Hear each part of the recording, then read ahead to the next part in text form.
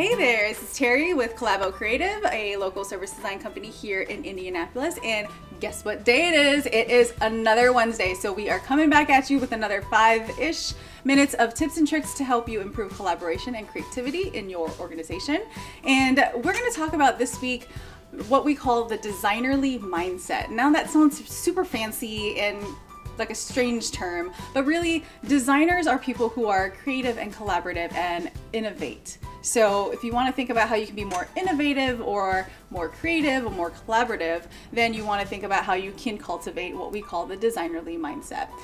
Now, why are we talking about mindset, right? Because we're supposed to be thinking about creativity and collaboration. And so what does mindset have to do with all of that?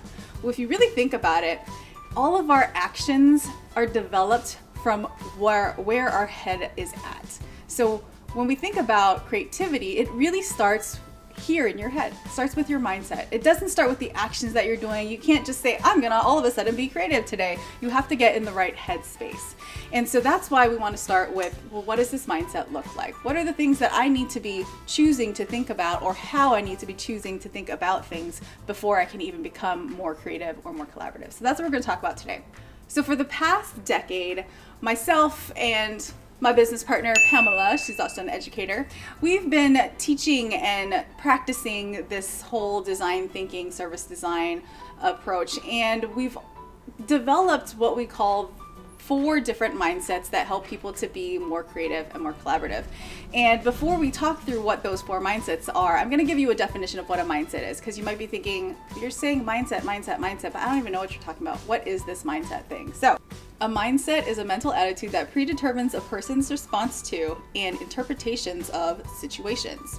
Now that's super fancy for, these are mental frames that we develop or choose that shape our actions and behaviors, and they are essential to the way we operate. If you think about that, our mindsets actually determine how we're going to respond, how we're going to act. It helps determine our behaviors and our actions. That's pretty powerful, don't you think? So when you think that you're in control, it's really what you're thinking up here that's in control of what you're doing. Of course, that's probably not profound. We always think, think about what you're thinking about before you do stuff.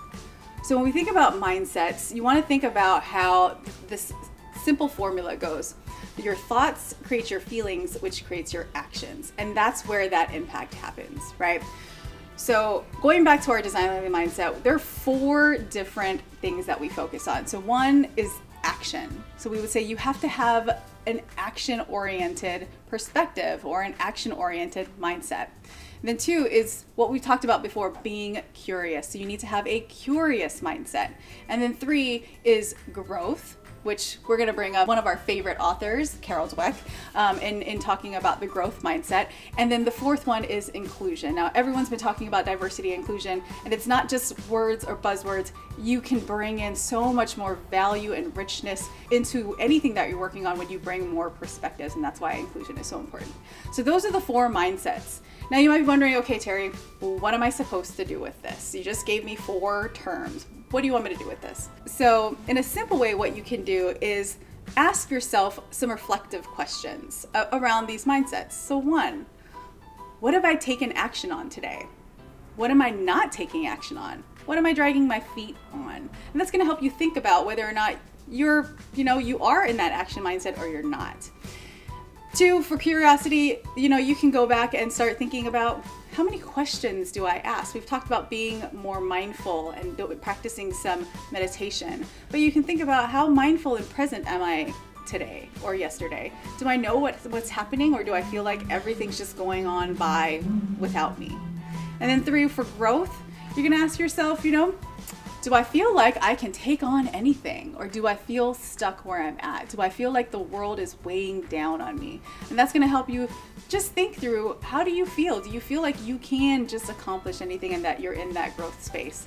And that last one of inclusion is, how many people have you worked with? How many people do you value? When you're taking on a project, how many people did you ask advice for? That's going to help you think whether or not you have that inclusive mindset. And if in these reflective questions you don't like the answers you're getting, then that's okay. That doesn't mean there's anything wrong with you. It just gives you an area to start with. And we would say, keep watching, because we're going to talk more about these in the weeks to come. Well, so that's all I've got for you today. Thanks for watching this week's Collabo clip. If you like this video, give us some thumbs up and don't forget to subscribe, and we'll see you next time. Bye. Do you have any questions or topics you'd like us to tackle?